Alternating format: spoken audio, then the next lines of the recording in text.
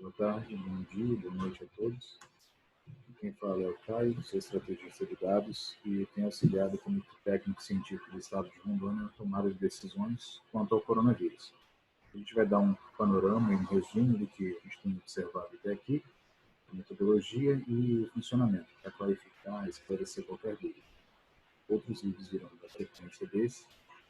Esse aqui tem como função ser o primeiro e situarmos, né? Bom, vamos seguir. Em relação à análise do Covid, a gente tem que pensar no coronavírus como sendo um vírus. Então, a característica do vírus, a relação dele com o ser humano é única. Né? O ser humano vai ser infectado, passiva ou ativamente. No caso, ativamente seria com a vacina, que não temos ainda, né? E passivamente é com a própria infecção do vírus, que torna uma pessoa doente. Logo depois ela se imuniza, ela cria uma certa memória, assim em teoria, e a partir daí ela está recuperada. Com essa premissa está sendo trabalhada. Existem outros estudos já mostrando algumas, talvez, incubações de vírus, ainda não sabemos, mas, de modo geral, o comportamento do vírus é esse. Bom, assim sendo, foi estabelecido um critério de análise considerando que o indivíduo que hoje está infectado, em um período próximo, vamos chamar de amanhã, ele tem três opções. Ele pode estar curado, permanecer infectado ou vir a óbito. Mas, em um futuro um pouco mais distante, pode inclusive ser o amanhã, né? Ele só vai ter duas alternativas ao final do ciclo da doença, que é ele se curar ou vir a óbito. Né? Ele não vai permanecer infectado para sempre, pelo menos é isso que a teoria nos demonstra. Então, o objetivo da nossa avaliação, para se fazer classificações e até mesmo sabermos o que prevenir, o que prever da doença, está relacionado com esse indivíduo infectado, porque ele quem vai demandar o TI e ele quem propagaria, no caso, o vírus, né? Excetuando-se a má gestão de corpos, óbvio.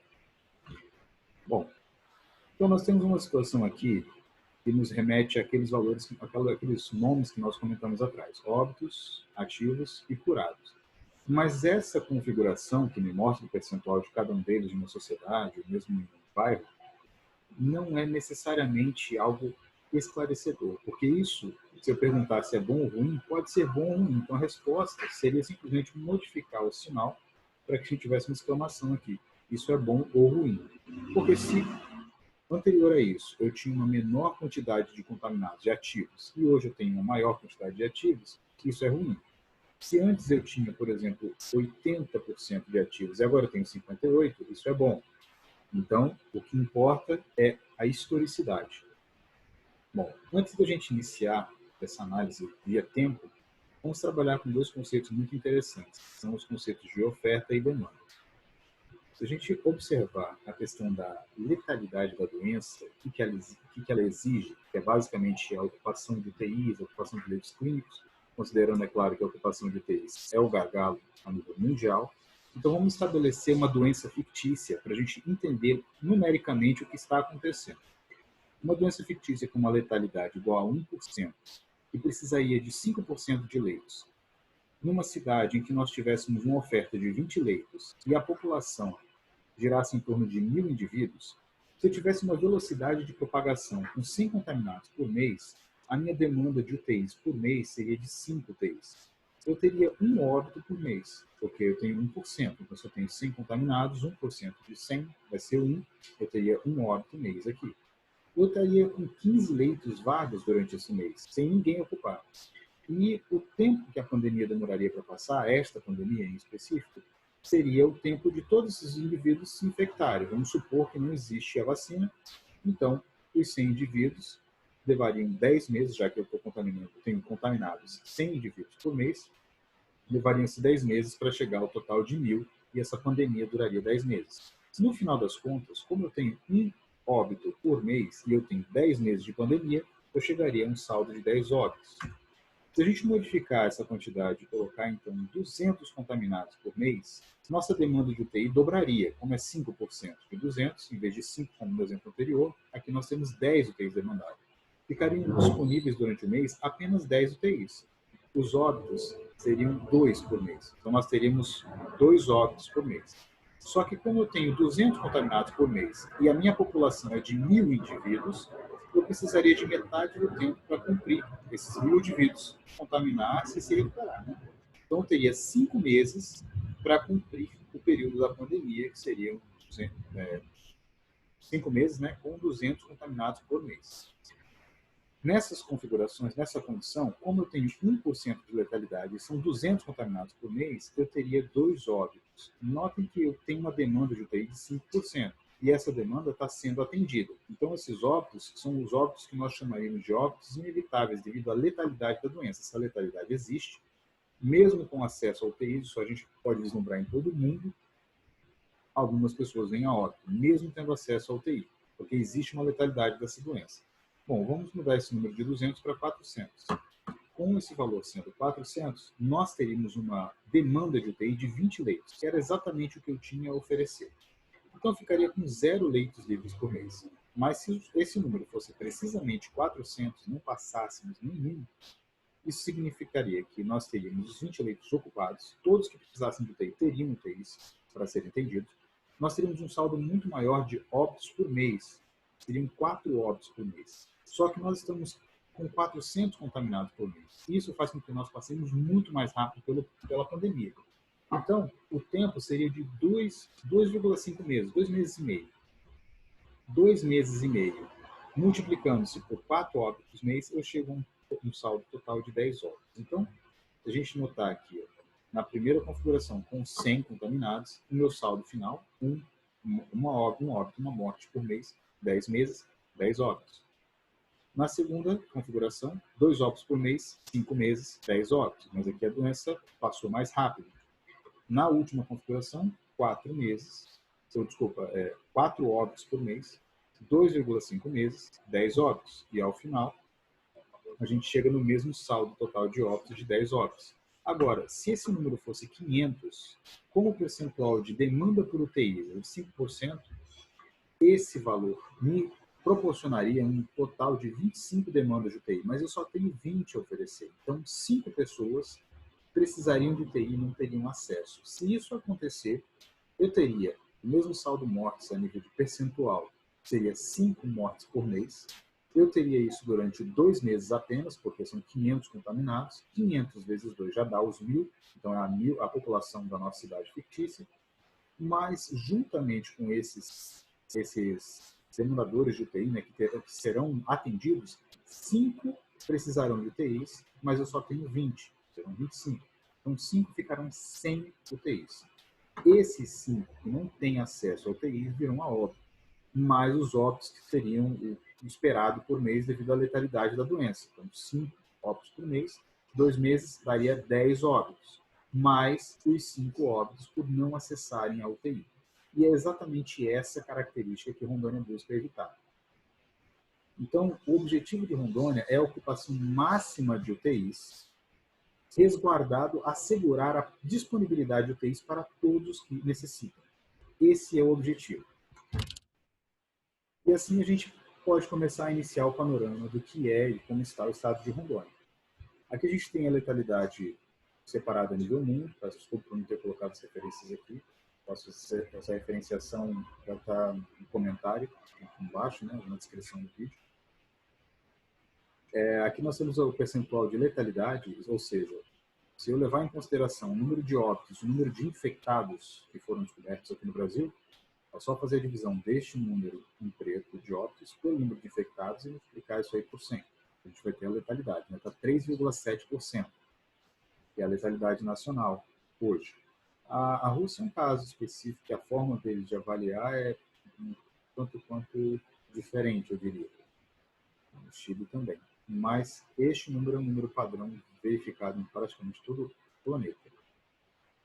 E a letalidade realmente natural da doença tem a ver com letariedade, tem a ver com genética, muitos outros fatores que não são controláveis ainda, nós não sabemos.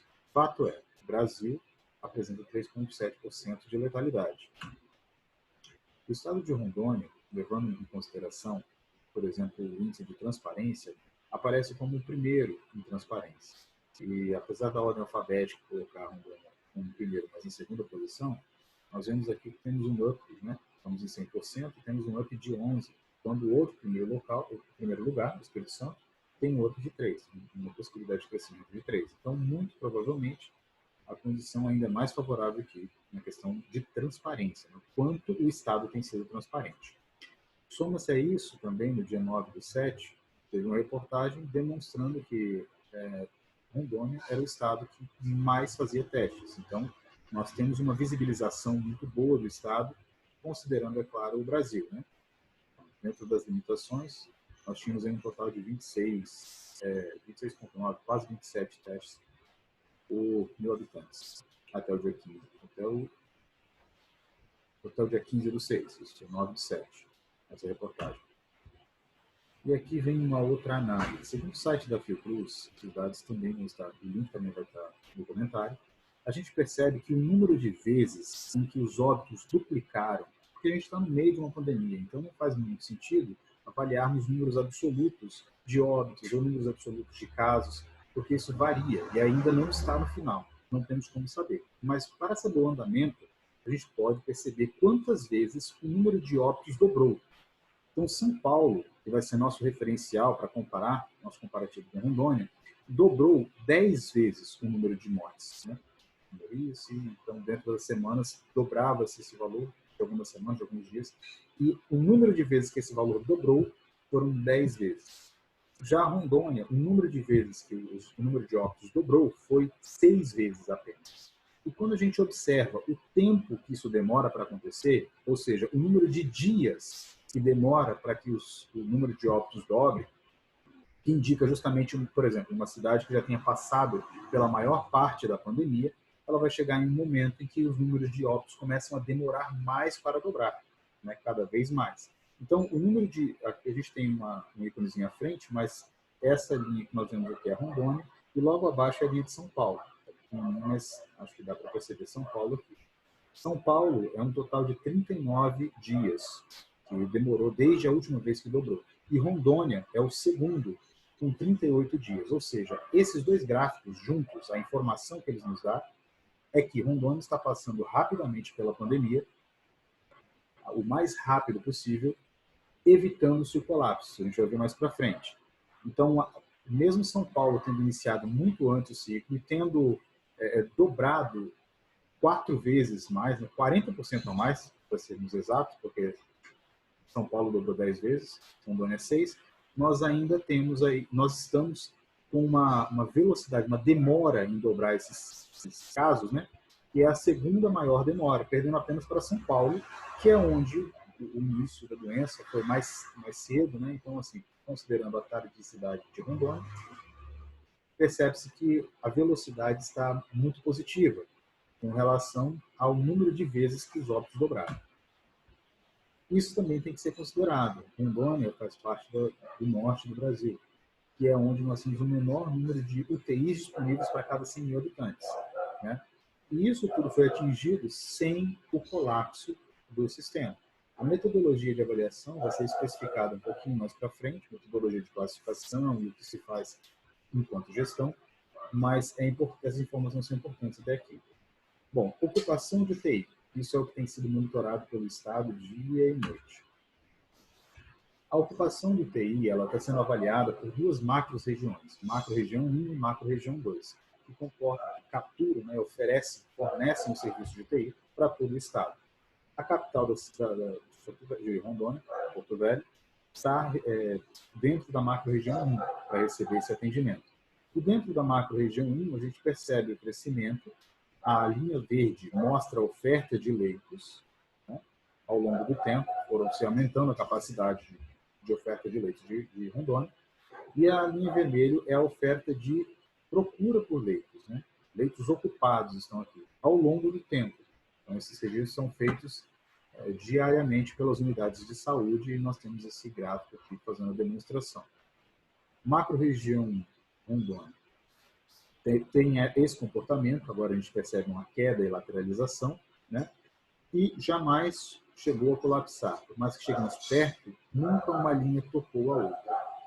Já a macro-região 2, nós tivemos vários momentos de crescimento, como uma região com menor número de leitos, muito menor, então realocações foram necessárias e também nós tivemos momentos muito próximos de crítico, onde mais leitos foram implantados com celeridade e velocidade para atender a demanda que era crescente, ainda é. Estamos em fase de interiorização da doença, então a região, macro-região 2, que atende boa parte do interior, começa a ser mais requisitado e solicitado agora, onde nós temos também algumas transferências para a macro-região 1, que apesar do decréscimo aqui, vai demonstrar uma lateralização ao final. A gente está percebendo ao longo do tempo essa lateralização acontecer. Assim também na região 2, né? Ela ainda deve apresentar alguns crescimentos, mas o controle vai ser feito justamente auxiliando com a oferta da outra macro-região. Então, indicadores que estão sendo controlados. Os indicadores são 3. O primeiro indicador é a demanda por UTIs. Essa demanda por UTIs é uma realidade, não tem como se fugir dela. Outro indicador é o curas por óbito, o percentual de curas frente ao número de óbitos que se tem no local. Isso permite identificar se essa doença está atingindo áreas de maior vulnerabilidade ou menor vulnerabilidade. Mas esse não é um critério classificativo, não é um critério que define se o município estará numa fase mais branda ou numa fase mais restritiva. E, por fim, a gente tem os casos ativos. Esses, sim, como nós falamos no início, são os mais importantes. Por quê? Porque um caso ativo é quem tem possibilidade de aumentar a propagação desse vírus, aumentar essa velocidade. Bom, sobre as notificações. A gente tem a portaria, né, número 204, de 17 de 2016, que mostra para a gente quais são as doenças que devem ser de comunicação compulsória no sistema do Ministério da Saúde, sistema estadual de saúde e sistema municipal de saúde. Nesse anexo, a gente vê algumas definições, e a definição que nos interessa está na posição 16, que é exatamente essa daqui: evento de saúde pública que se constitua ameaça à saúde pública, pelo artigo 2 dessa portaria. E ele deve ser registrado em até 24 horas no Ministério da Saúde, no Sistema Estadual de Saúde e no Sistema Municipal de Saúde. Indubitavelmente, deve ser diariamente, né, porque não é semanal, deve ser notificado em, no máximo, 24 horas.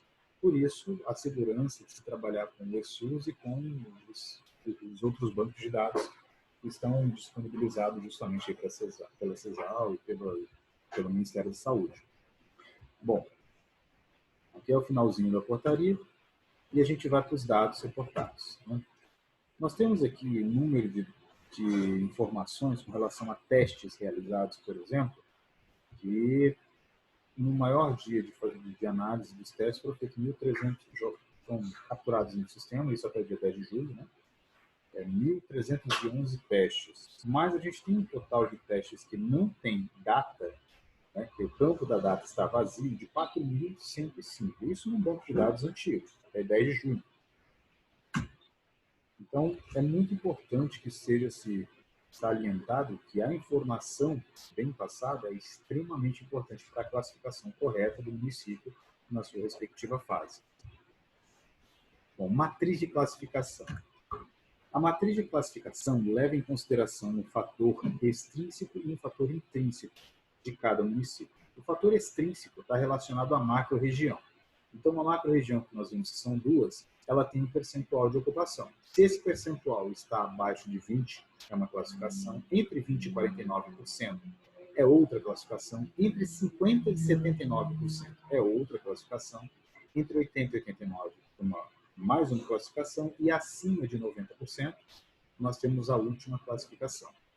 E este valor aqui que nós conseguimos ver à esquerda é o valor intrínseco de cada município. Este valor é uma relação entre a semana passada e a semana retrasada que demonstra o crescimento de casos ativos em cada município. Então, todos os municípios são monitorados, município a município. Este valor é avaliado com base na classificação de 14 em 14 dias, porque um valor como este, de 1,05 no crescimento, por exemplo, tem a possibilidade de colapsar o sistema de saúde numa velocidade superior à velocidade de resposta de uma paralisação mais forçada, mais forte. Então, existe uma previsão, esse número basicamente prevê a velocidade de crescimento para classificar o município. A gente vai ver em detalhes agora como é feita a classificação. Então, ocupação de UTIs, eixo X, esse eixo na parte inferior da nossa planilha que a gente acabou de ver. É essa daqui. Essa ocupação ela pode ser observada no portal da CESAL, também vamos ter o link aí na descrição. E em tempo real a gente consegue verificar isso daqui. O dia está sendo mostrado por esse gráfico em donut que é à esquerda, né? Nós temos a macro-região 1 e a macro-região 2. Isso é a avaliação do dia 15/7. E nós tínhamos essa ocupação na classificação do dia 15/7. E assim a gente tem a cada dia essa modificação do percentual de ocupação de cada macro-região. Isso define em que posicionamento, na parte do X, da matriz, o município se encontra, de acordo com a sua macro-região. Isso é um fator extrínseco, não depende do município em si, mas sim da ocupação real da macro-região. Isso aí, às vezes, está fora do controle municipal. Bom, e a temporalidade? Ela é demonstrada no eixo Y, e esse é o fator intrínseco. Este está relacionado com o município. Como funciona esse cálculo? Vamos pegar uma cidade do estado de Rondônia, chamada São Francisco do Guaporé, por exemplo. Essa cidade vai ser avaliada aqui neste dia, vamos chamar esse aqui do dia 28, se não me engano, a última avaliação. E nós vamos pegar o dia atual, o dia da avaliação, e 6 dias anteriores, totalizando 7 dias. São essas barras em azul. Vamos chamar esses dias aqui de semana passada, essas barras em azul. Logo após o 7º dia, né? Nós pegamos o dia atual, mais 6, então, após o 7º dia, aqui em azul, nós vamos pegar o 8º dia, como se fosse o primeiro, e mais uma vez 6 dias anteriores, totalizando 7 dias aqui também. Então, nós temos aqui a semana passada, e esses dias em amarelo nós chamaremos de semana retrasada. A semana retrasada e a semana passada têm números distintos, então faz-se um somatório de todos esses números e divide-se por 7, para encontrarmos a média de crescimento, a média de ativos, a média de pessoas ativamente contaminantes na semana retrasada e na semana passada. São Francisco do Guaporé, após ser feita a média, nos apresentaria isso. Na semana retrasada, tínhamos uma média de 13 contaminados dia. Na semana passada, 8 contaminados dia. Isso mostra que São Francisco do Guaporé teve um decréscimo, saiu de 13 contaminados dias para 8, ou seja, a velocidade em que as pessoas estão se curando, ou mesmo vindo a óbito, mas a maioria se curando, é maior do que a velocidade da propagação da doença. E isso indica que essa cidade não tende a colapsar no sistema.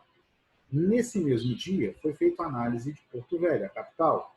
E neste dia, a análise de Porto Velho, também pegamos o dia atual e os 6 anteriores, logo depois o 8º dia e os 6 anteriores, nós temos essa configuração. Fazendo-se a média desses 2 dias, nós encontraríamos esta situação, onde a média da semana retrasada era de 6.693 contaminados e a média da semana passada era de 6.923 contaminados. Essas médias semanais demonstram uma clara crescência no número de pessoas ativamente contaminadas e ativamente com a doença e contaminando outras pessoas, ou necessitando de demanda de UTI. Uma cidade com um comportamento temporal como esse tende a colapsar no sistema. Então, isso tem que ser avaliado a nível temporal.